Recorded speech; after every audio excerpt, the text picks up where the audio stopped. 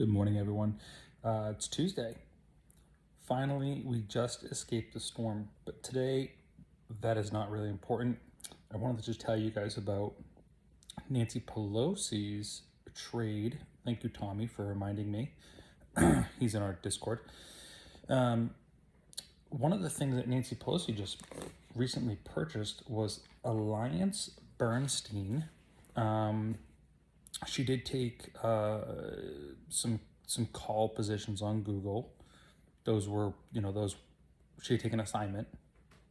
But Alliance Bernstein is interesting, massive company all over the United States. One of their specialties is private credit. And private credit is exploding right now. I get calls constantly all day long about people wanting to refinance. And this is going to be kind of the macro explanation of what's going on. So I asked myself this morning, what does Ms. Pelosi see in this Bernstein company? And the private credit market is interesting because say if interest rates are here, say you get a bunch of clients in at, I don't know, you're going to lend out money to business owners or whatever, and they get them in at 10%. As interest rates fall, okay, this is where our macro comes in. As interest rates fall, you get the spread. So say I'm borrowing, say from the Fed at 8, and I can lend it out at 12 or 10, right? Gives me 4%. But if my lending rate falls, say down to 6, I make a bigger spread. That's great.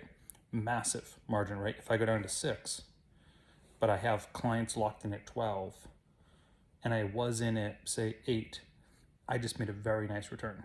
It's one of their specialties, this particular company. Nancy sees that. Why does Nancy see that? It's because of the weakening of the US dollar. We have a couple economic factors here to consider. We are going into a new regime. Okay, Trump's obviously been around for a year. And you have to understand what he is doing. They're going to have massive impacts for the next 10, probably 20 years. This is going to go down in history, this time period. We have the weakening of the dollar. Now, Japan is our largest trading partner. I've talked about this so many times. They hold the majority of our nation's debt. When Japan raises interest rates a quarter of a point like they did last Monday, there's a big sell-off in the market. Okay, that is the unwinding of the yen carry trade. I've been telling you guys about this for 6 months now. Pay attention. We don't really care because these small times in history are going to lead to explosive movements. As we weaken the dollar, right, and we buy our own treasuries, we're going to bring down inflation by weakening the dollar.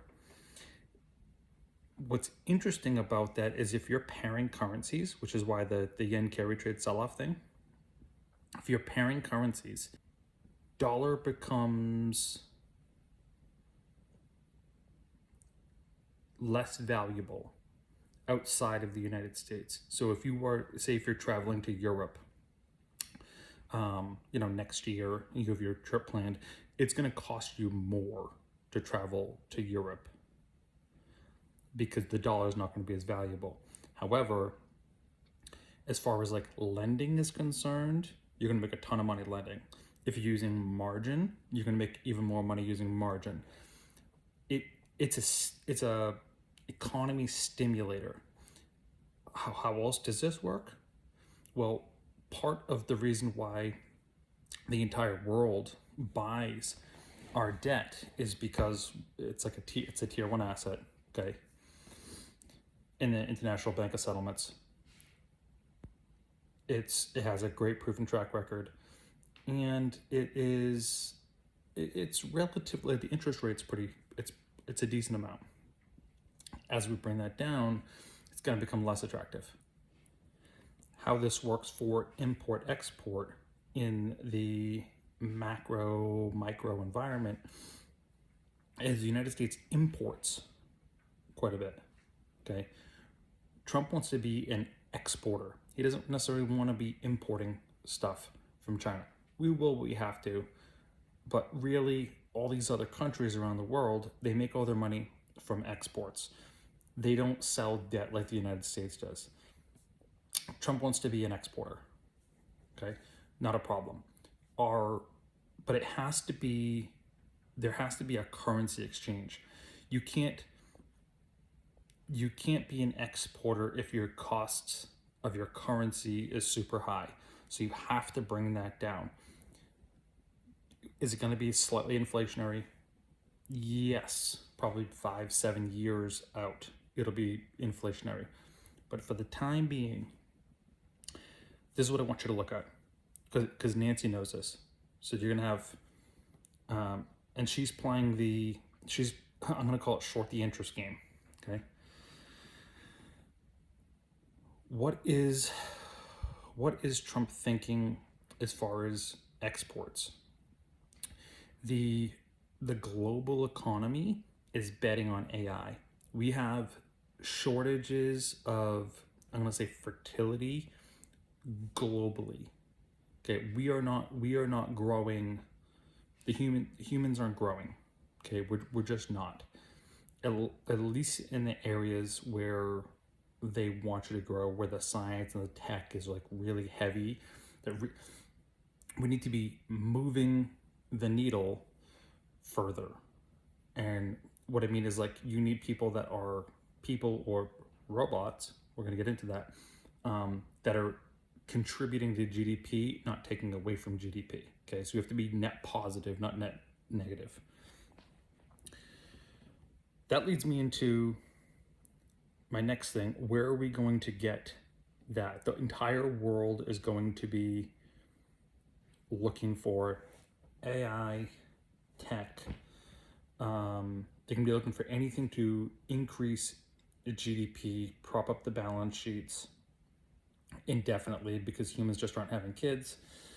And how are you going to do that? You're going to need the precious metals. So I made a list. I've talked about copper and aluminum again for I've talked about copper for years now. Copper and aluminum specifically the past year. This year, well, I should say 2025 and 2026, because we just started 2026. The government has invested in Intel, part of the CHIPS Act, MP Minerals, Lithium Americas, which is LAC, Trilogy Metals, TMQ, USA Rare Earth, which they just did. They just put 1.6 billion in it like 2 weeks ago. And US Steel. Why? Because every nation in the world is collapsing, and they need to improve GDP. They need to replace humans somehow. And in order to do that, you need AI, you need metals. We are moving into, I'm going to call it the metal millennium. We are moving into a metals, you know what? I'm just going to go out on a limb here and say $10,000 gold. Conductive metals, gold, silver, copper, brass. Brass is just aluminum and copper mixed together. Aluminum, nickel, calcium, zinc, and magnesium. Those are what I am interested in. To further this, by 2027, Elon has come out and said that we are going to get his robots. Okay, what are I forget what the robots are called. The robots are coming. I would suspect that the robot's going to be the TV. Every person's going to have at least one in their house. 2027, they're going to be available to the public to purchase. They're going to start between 20 and 30,000, so cheaper than a new car, and it can already do your tasks. Okay. All right. So the robots are probably going to be made out of some sort of steel, aluminum.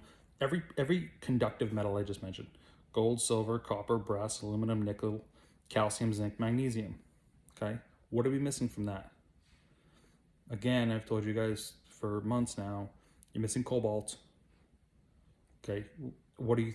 The robot's not gonna live on hopes and dreams. Okay, it needs batteries. People won't even remember that Tesla was a car company. Let's put it that way, because everyone's gonna have just a Tesla robot in there. They need batteries. Lithium-ion batteries are made out of nickel, lithium, and cobalt mixed together. Okay, you need batteries. Every single one of these is going to have a battery in it. It's going to have battery storage in order to maintain its power throughout the day to do useful tasks. So not only do you need these robots, you need the precious metals to support them. Where am I going with this?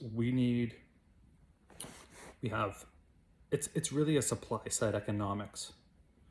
We're going to bring down the value of the US dollar so we can be a net exporter and not a net importer. We need to do that by bringing the currency down.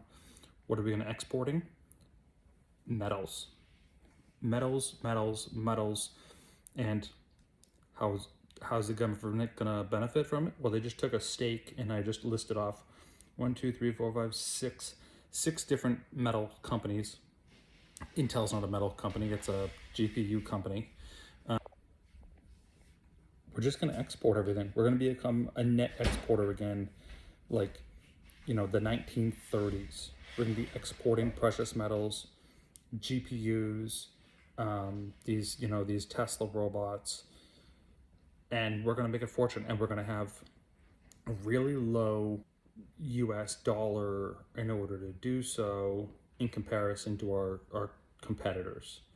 I think the only country left that we can do that similar to the yen carry trade, we'll still work with them and do that. The only country left though would be the Swiss. Switzerland is fantastic for low interest rates. That's it. So we're going to the next 10 years. We just unwound the Obamacare thing, and he's been out of office for a while now. Okay, so this trade it's a 10-year trade. Okay, you're gonna make a fortune. It's gonna be, the decade of it's gonna be the decade of precious metals. And every time the market sells off, metals goes up. It's a decade of precious metals. So get you some precious metals. I don't care if it's physical, if it's an ETF, if you guys don't want to move around. We need it for defense. We need it for exporting. We need it for GDP. We need it. And that's it. Hope you guys found this useful. Like and follow.